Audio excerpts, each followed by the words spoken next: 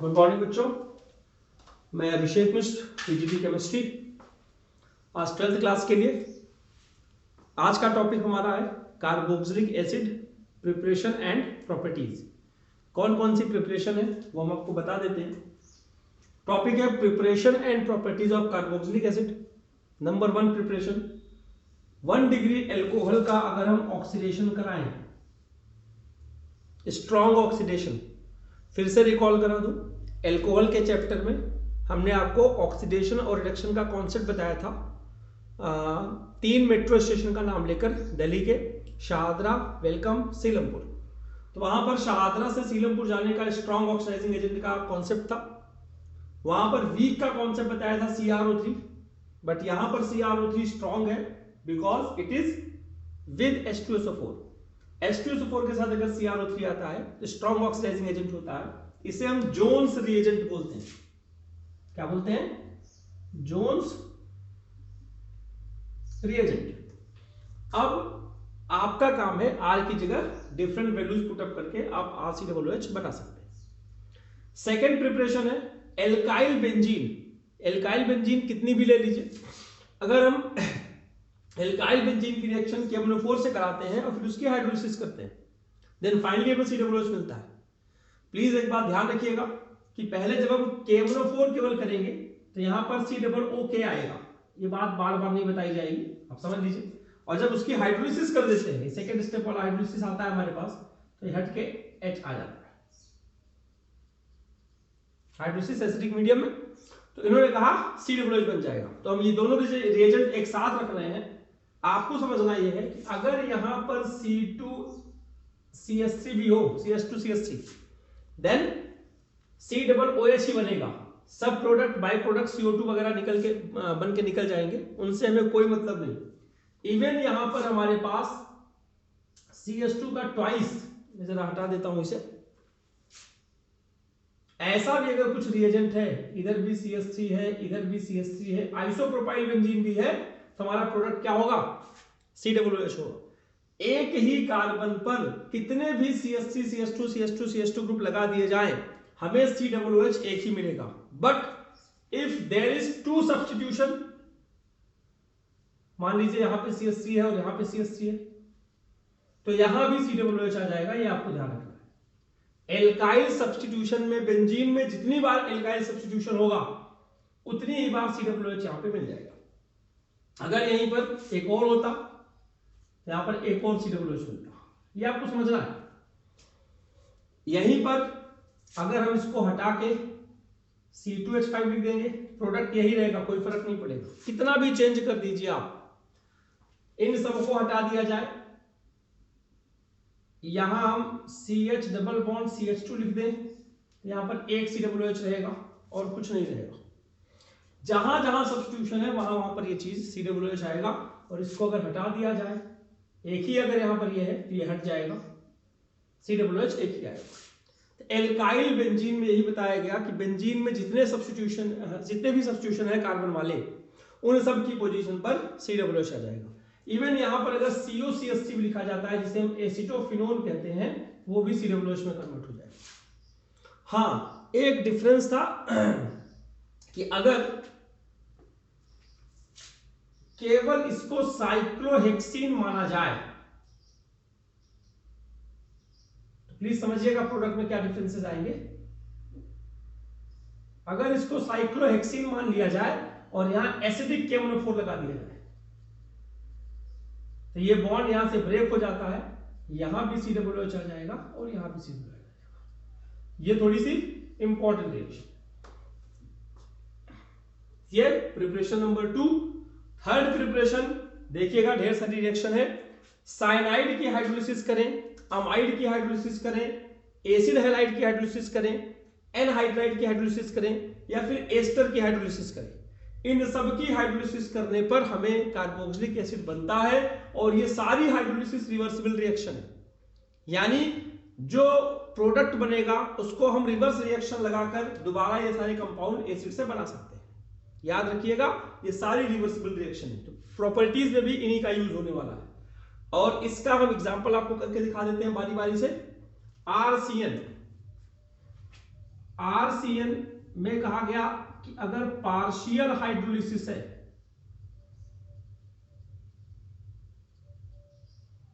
तो ये अमाइड बनता है, प्लीज समझिएगा, CONH2। पार्शियल हाइड्रोलिसिस है तो अमाइड बनेगा, बेसिक मीडियम में H2 लगा हुआ है। और अगर कंप्लीट हाइड्रोलिसिस है H plus H2O, complete hydrolysis, तो यह बन जाएगा RCOOH। RCN में पार्शियल हाइड्रोलिसिस होती है तो अमाइड बनता है, कंप्लीट हाइड्रोलिसिस होती है तो एसिड बनता है। हमें कंप्लीट हाइड्रोलिसिस हमें चेक करनी है। अब इसको देखिएगा, अगर हमारे पास अमाइड है, इसकी हाइड्रोलिसिस कर दें, चाहे एसिडिक चाहे बेसिक, तो ये सीधा COOH में कन्वर्ट हो जाएगा। आप बात समझ लीजिए, साइनाइड, नाइट्राइल और अमाइड से कार्बोक्सिलिक एसिड बना। एसिड हैलाइड से जब हम बनाते हैं, हम इसकी बात कर रहे हैं, एसिड हैलाइड। एसिड हैलाइड से जब हम बनाते हैं, एक एग्जांपल ले लेते हैं COCl, इसकी हाइड्रोलिसिस करते हैं H प्लस H2O, तो ये RCOOH बन जाता है और HCl निकल जाता है। अगर यहीं पर एनहाइड्रेट, यहां पर CH3 ले सकते हैं, C2H5 ले सकते हैं, बेंजीन ले सकते हैं, मर्जी आपकी, जैसा भी आप करना चाहें। नेक्स्ट, अगर हम इस चीज का ध्यान दें कि अगर एनहाइड्राइड यहां पर हो,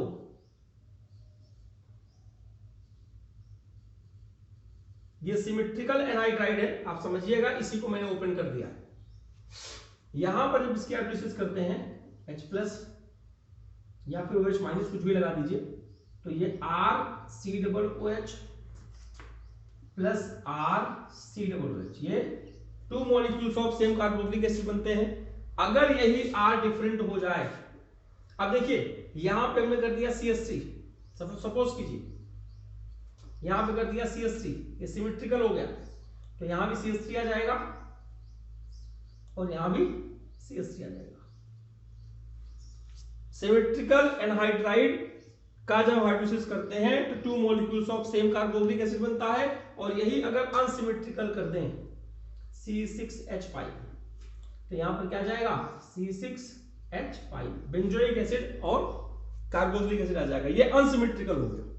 तो सिमेट्रिकल को तो ऐसे दिखा सकते हैं, अनसिमेट्रिकल को ओपन करना जरूरी है, उस तरह से दिखाना जरा मुश्किल है।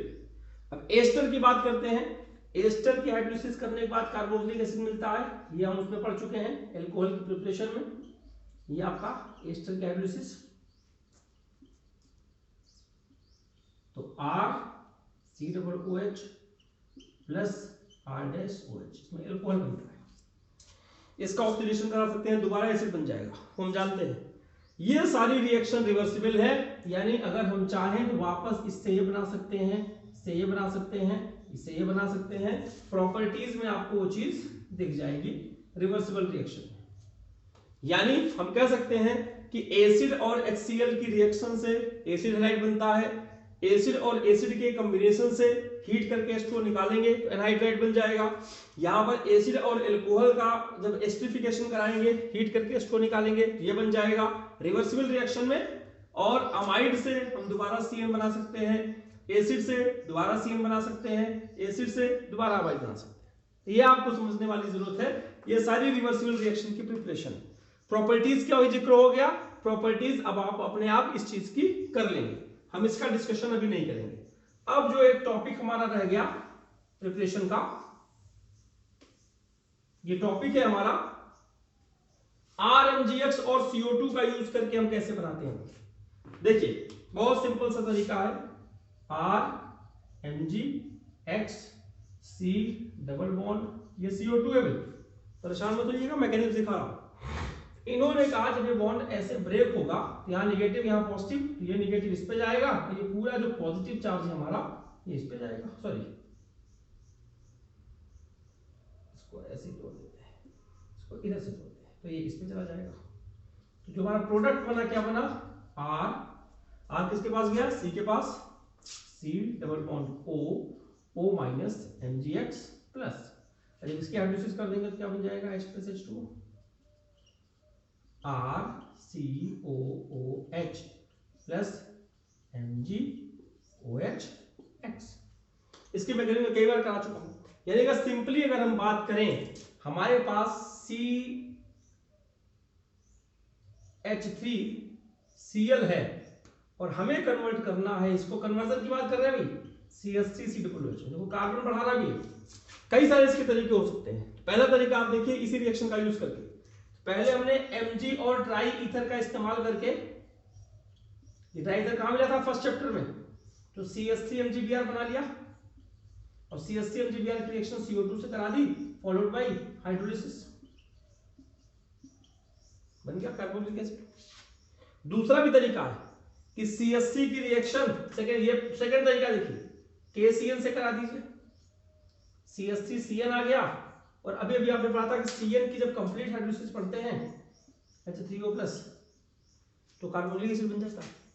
बट अगर इसी की हम बात करें और हमारे पास केवल यहां बेंजीन रिंग होता, सपोज करिए यहां पे हम क्या कर देते, हमारे पास क्लोरोबेंजीन है और हमें क्या चाहिए, बेंजोइक एसिड।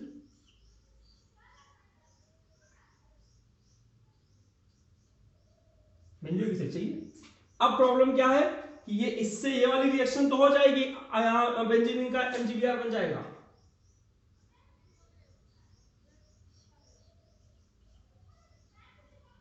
बट प्रॉब्लम क्या है, ये रिएक्शन नहीं होगी क्योंकि यहां पार्शियल डबल बॉन्ड कैरेक्टर होगा, रेजोनेंस होगा, it is difficult to break. Benzene ring के केस में ये रिएक्शन हमारी नहीं हो पाएगी। उस सिचुएशन में हमें RMgx का इस्तेमाल करना पड़ेगा कि क्लोरोबेंजीन से बेंजोइक एसिड बनाना है, तो RMgx का इस्तेमाल करके आप CO2 उसमें जोड़ देंगे तो एक कार्बन बढ़ जाएगा एसिड में। चलिए, इसके बाद प्रिपरेशन लगभग आपकी सारी होगी। अब हम प्रॉपर्टीज की बात कर लें। प्रॉपर्टीज में आप फिजिकल प्रॉपर्टीज, कार्बन बढ़ने के साथ बॉइलिंग पॉइंट बढ़ेगा, कम होने के साथ कम होगा, ब्रांचिंग के साथ बॉइलिंग पॉइंट कम होगा, ब्रांचिंग नहीं होगी तो ज्यादा होगा, ये सब बातें हम देख चुके हैं, वहां हम डिस्कशन नहीं कर रहे। कार्बोक्सिलिक एसिड है तो बॉइलिंग पॉइंट ज्यादा है, एल्कोहल में कम है, एल्डिहाइड में और कम है, कीटोन में और कम है, ईथर में और कम है, हाइड्रोकार्बन में सबसे कम है। ये ऑर्डर भी हम सेकंड चैप्टर में कंप्लीट करा चुके हैं। सॉल्युबिलिटी की बात करते हैं तो carboxylic acid is more soluble in water due to presence of strong H bond. Alcohol में थोड़ा कम सॉल्युबिलिटी, एल्डिहाइड में और कम, कीटोन में और कम, इस तरह कम होता चला जाता है। अब हम बात करते हैं केवल केमिकल प्रॉपर्टीज की कि एसिड में हमने कौन कौन सी केमिकल प्रॉपर्टीज पढ़नी है।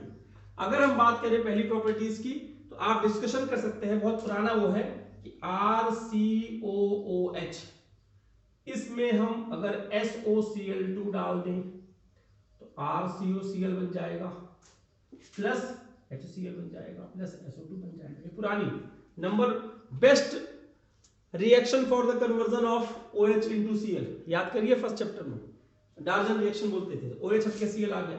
और अगर इसी में हम PCl3 लगा दें तो यहां पर बन जाएगा RCOCl प्लस H3PO3, बैलेंसिंग नहीं है, फर्स्ट चैप्टर में नहीं है। अगर हम PCl5 लगा दें तो क्या हो जाएगा, RCOCl HCl प्लस POCl3, यही फर्स्ट चैप्टर का ही टॉपिक है। ये सारी चीजें हम वहां पर देख सकते हैं। अब फिर जैसे मैंने कहा एस्टर की हाइड्रोलिसिस कर दे तो कार्बोक्सिलिक एसिड की रिएक्शन अल्कोहल से कर दे तो एस्टर बन जाएगा। इसको छोटा सा देख लीजिए, कार्बोक्सिलिक एसिड की रिएक्शन किससे किससे करते हैं तो क्या क्या बनता है। अगर हम एल्कोहल से कर दें तो एस्टर बन जाएगा, पढ़ा चुके हैं। और HCl से कर दें, पानी निकाल लें यहां पर हीट करके, RCOCl बन जाएगा। तीसरा देख लीजिए और क्या बना सकते हैं, एनहाइड्राइड के लिए 2 मॉलिक्यूल्स ऑफ एल्कोहल, HCl यहां लिख देते हैं हम। 2 मॉलिक्यूल्स ऑफ एल्कोहल की जब हम रिएक्शन करते हैं हीट करते हैं H2O निकालने के लिए, और डिहाइड्रेटिंग एजेंट P2O5 यहां पर यूज करते हैं। ध्यान रखिएगा, एसिडिक H+ भी यूज कर सकते हैं या फिर P2O5 यूज कर सकते हैं, ये भी डिहाइड्रेटिंग एजेंट है। तो ये कन्वर्ट हो जाएगा किसमें, RCO का होल ट्वाइस एनहाइड्राइड में कन्वर्ट हो जाएगा। ये जो रिवर्सिबल रिएक्शन वहां पर थी उसका मैं यहाँ डिस्कशन कर रहा हूं। तो 1 2 3 4 5 6 और क्या प्रिपरेशन, और क्या इसकी केमिकल प्रॉपर्टीज है। अगर आपके पास कार्बोक्सिलिक एसिड है और आप डायरेक्ट इसको CH2OH में कन्वर्ट करा रहे हैं LiAlH4 ये हम पहले से जानते हैं, कोई नई चीज नहीं है, हम डिस्कशन कर चुके हैं इसका। बस यहां पर ये आपको देखना है B2H6 का भी इस्तेमाल किया जा सकता है। तो इसका इस्तेमाल कहां करना है इसी जगह देखना है। सपोज करिए कि आपके पास COOH ग्रुप है, यहां पे NO2 है।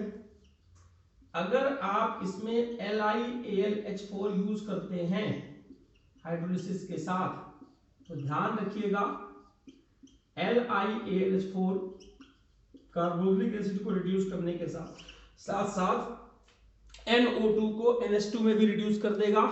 बट अगर कोई ऐसा कन्वर्जन आपको करना है जहां पर आप चाहते हो कि कार्बोक्सिलिक एसिड तो रिड्यूस हो जाए but NO2 remain same, in that situation you have to use the B2H6 reducing agent followed by hydrolysis.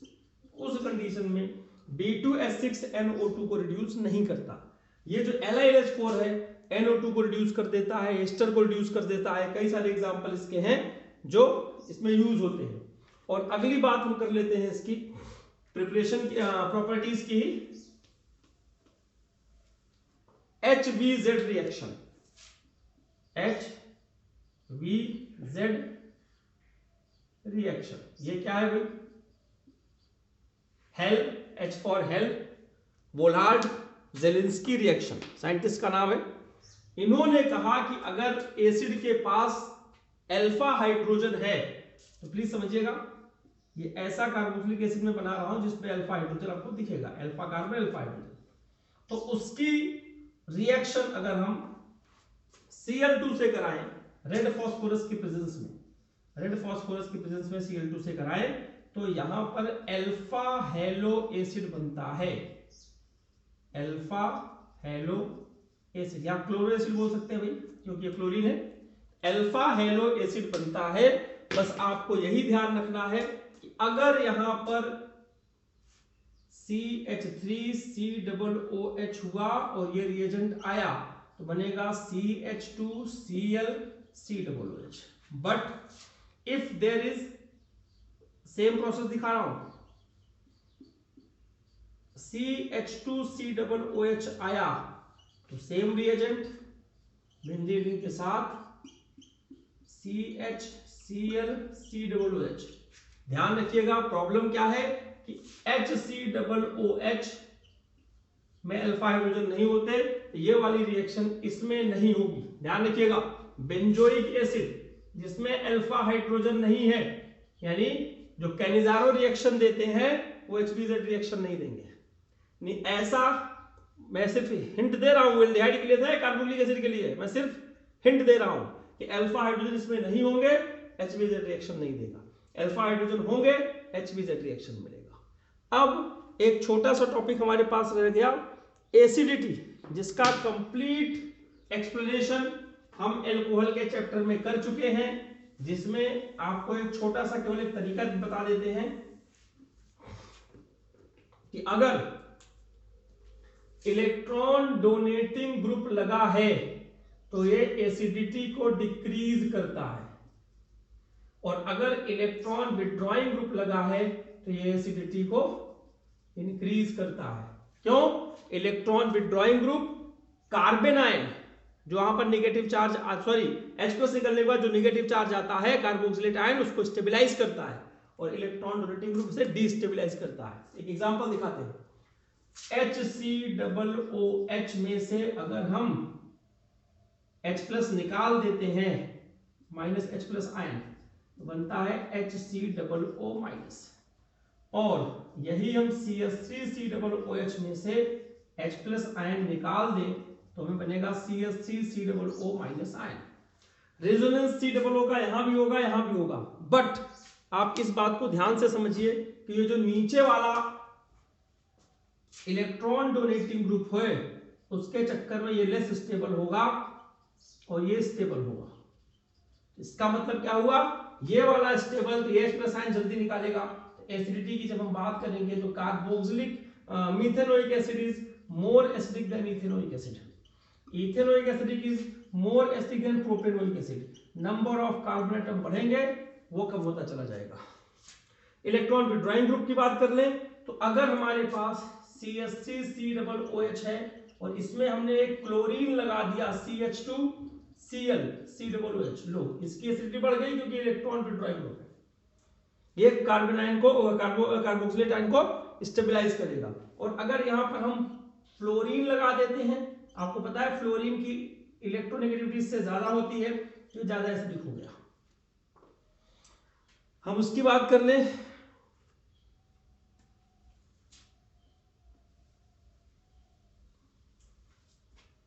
Benzene ring की। बेंजीन रिंग में आप देख लीजिए, अगर यहां COOH है, इससे ज्यादा एसिडिक माना जाएगा COOH NO2 ग्रुप, और इसे कम एसिडिक होगा कोई CH3 ग्रुप या OCH3 ग्रुप। तो इलेक्ट्रॉन डोनेटिंग है कम एसिडिक, इलेक्ट्रॉन विड्रॉइंग है ज्यादा एसिडिक। तो ऐसे आपके कई सारे। अच्छा, इलेक्ट्रॉन विड्रॉइंग कैपेसिटी का एक ऑर्डर है एनसीईआरटी में, उसे आप देख लीजिएगा, वहां पर ये बताया गया है, मैं शॉर्ट बता रहा हूं। NO2 ज्यादा इलेक्ट्रॉन विड्रॉइंग होता है फ्लोरीन से, समझिएगा इस चीज को। NO2 ज्यादा इलेक्ट्रॉन विड्रॉइंग होता है फ्लोरीन से, क्लोरीन से, लेकिन 2 Cl आ जाएंगे तो एक NO2 पर भारी पड़ेंगे। ये आपको ऑर्डर समझना है कि कौन ज्यादा इलेक्ट्रॉन विड्रॉइंग है, वो ज्यादा एसिडिक करेगा कंपाउंड को, और जो कम इलेक्ट्रॉन विड्रॉइंग हो कम एसिडिक करेगा। तो ये जो ऑर्डर है ये आपका होमवर्क है, ये कौन सा ऑर्डर है, और इसका डिस्टिंग्विश मैं पढ़ा चुका हूं आपको लास्ट क्लास में। FeCl3 से बेंजोइक एसिड रिएक्शन करता है तो रेड कलर देता है, फिनॉल करेगा तो वॉयलेट कलर देगा, ये हम डिस्कशन कर चुके हैं। मुझे जहां तक उम्मीद है, जितना मेरे मेमोरी में है, इस चैप्टर को लगभग हमने कंप्लीट कर दिया है। एनसीईआरटी के कंप्लीट क्वेश्चन, ऑल क्वेश्चन, इसमें एग्जांपल इन टेक्स्ट और एक्सरसाइज, सारे क्वेश्चन आपके होमवर्क हैं। आप कन्वर्जन वगैरह करके देखिए, चेक करिए, जहां डाउट हो हमें बताइए, हम कोशिश करेंगे उसे कंप्लीट करने की। एक बार चैप्टर खत्म हो जाए, अब हमारा एमीन रह गया और बायोमोलिक्यूल्स रह गया, हम कोशिश करेंगे धीरे धीरे से कंप्लीट करने की। अभी तक आपकी रिस्पॉन्सिबिलिटी ये है कि एल्डिहाइड, कीटोन और कार्बोक्सिलिक एसिड को अच्छे से पढ़िए, देखिए, समझिए, फील करिए उसे, और लास्ट में फिर से यही कहना है कि कोरोना से अपने आप को सुरक्षित रखिए, मास्क का उपयोग कीजिए, फ्रीक्वेंटली हैंड वॉश कीजिए, सोशल डिस्टेंसिंग का पालन कीजिए। आपकी सुरक्षा हमारे लिए ज्यादा जरूरी है। बस आज की क्लास में इतना ही, बाकी अगली क्लास में। धन्यवाद।